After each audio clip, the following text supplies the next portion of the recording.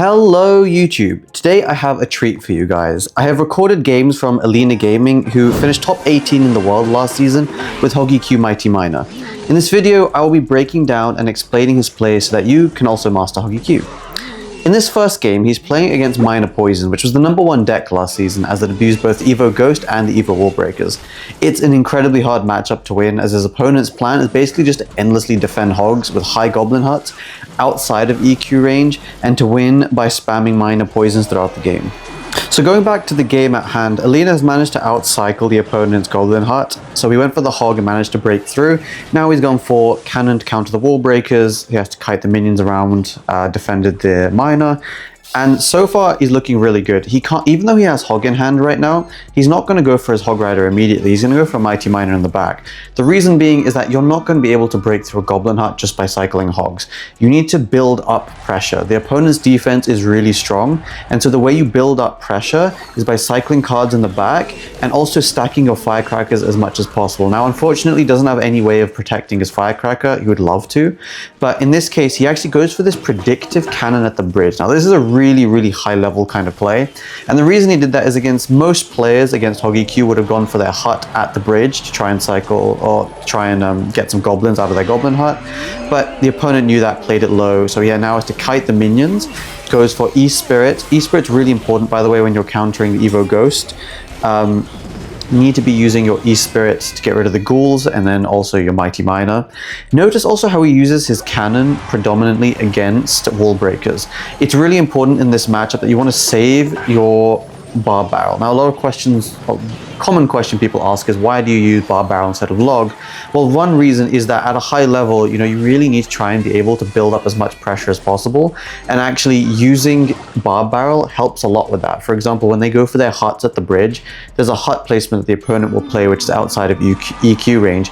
Instead of just going for a log and it doesn't really help that much, it just gets rid of a few goblins, you can now go for a bar barrel which will get rid of the goblins but then also provide that barbarian to distract units, provide some extra tanking for your hog, which just helps you just that little extra bit to break through. So he's defending. You're always going to see him use his Mighty Miner against Royal Ghost, and then he usually pops the bomb against minions. See, the Mighty Miner now still has HP and it forces out elixirs from the opponent in the other lane. He now has 2 Mighty Miners, but he doesn't let the left side just die. He still goes for his Firecracker just to force out elixir. Right side, here, that's the anti-EQ placement, and look at this. Just like I said, he goes for his bar barrel to break through, and then also the Evo Cannon. All of that, and he manages to get his Hog all the way to the tower. That's really important. He waited for the right moment, built up as much pressure as possible, waited for his Evo to be in hand, waited for his bar barrel to be in hand, and he managed to break through. Now, as we're getting to the latter stages of the game into overtime, it's really important to notice how his strategy shifts. He's already in an okay spot, but to be honest, most of the time Miner players will win from this position, because the later the game goes on, they're just going to keep spamming Miner Poison, Miner Poison, Miner Poison, and you don't really have a good way of breaking through, and you can only Earthquake, which is a lot less damage. So what he does, and this is really important, is that you'll constantly see him now for the rest of the game go for E-Spirit plus Bar Barrel onto the opponent's Miner to reset it, just mitigating as much damage as imaginably possible. And he's also just going for these Hog plus Earthquake. Cannon at the bridge stops the opponent for going for that anti-EQ hut placement. Just again, applying as much pressure as possible.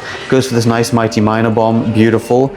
Counters the ghosts, and it's such a tight game. You have another beautiful reason as to why we use bar barrel as opposed to log. Unfortunately, a ghoul here gets a hit. Is that oftentimes you don't have that secondary tank. It's one of the weaknesses of this deck, is that you don't have any other tank really, but having bar barrel provides that secondary tank, which is really nice. So he goes for a bar barrel instantly to get rid of the hut, and then instantly goes for a Hog Rider and Earthquakes, knowing the opponent has to go for minions, but then also a bunch of ground cards, and no matter what he placed, that would be a good Earthquake. Again, look at this. E-Spirit Bar Barrel onto the Miner to reset it. Beautiful. Firecracker cleans up. You guys should really be paying attention as well to these Firecracker placements.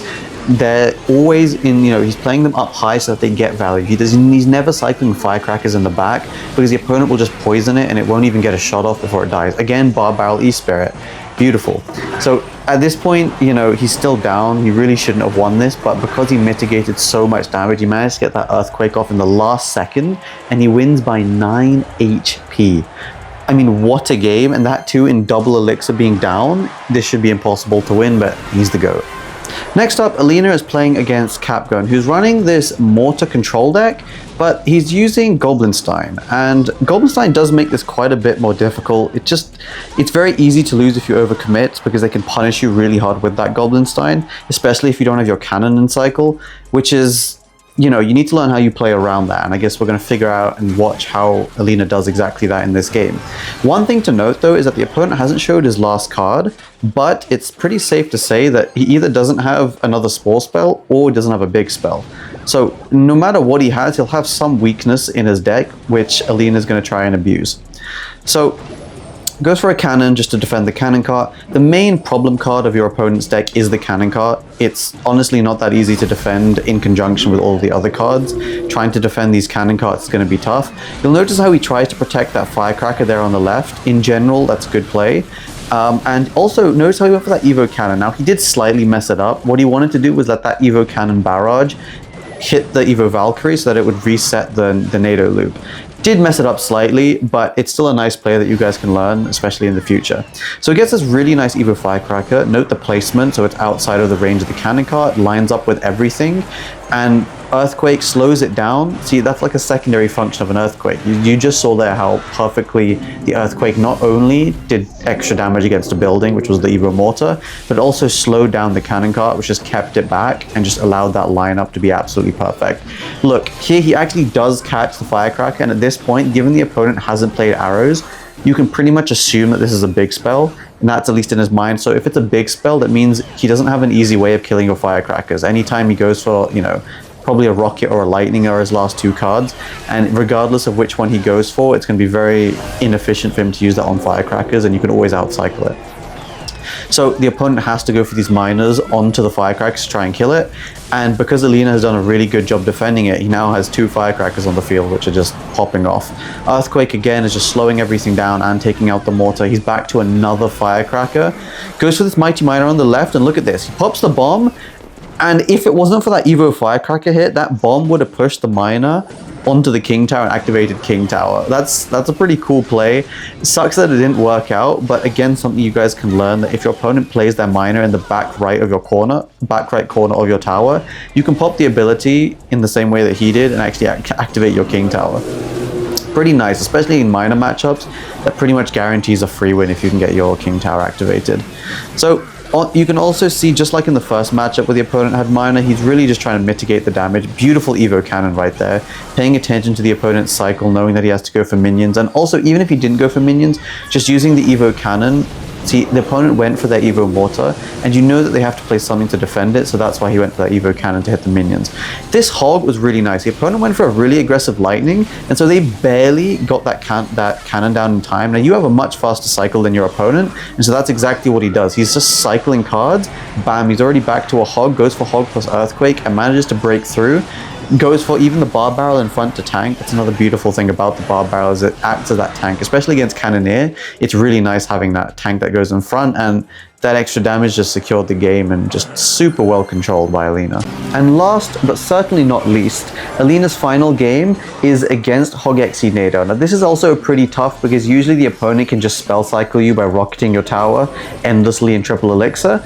So I want you to pay a lot of attention. So first he defends with this nice Evo Cannon, but look at the Mighty Miner on the right side. The opponent is forced to play Goblins. He pops the ability, and look at this. The Mighty Miner is blocking the Hog from being pulled to the King Tower, so it forces the opponent to go for a Nado backwards, but that doesn't stop the Hog. The Hog breaks through and he gets damage. He then immediately follows it up with another Hog Rider just to apply as much pressure as possible to force the opponent to defend, and so that the opponent cannot then go for their spell cycle onto the tower.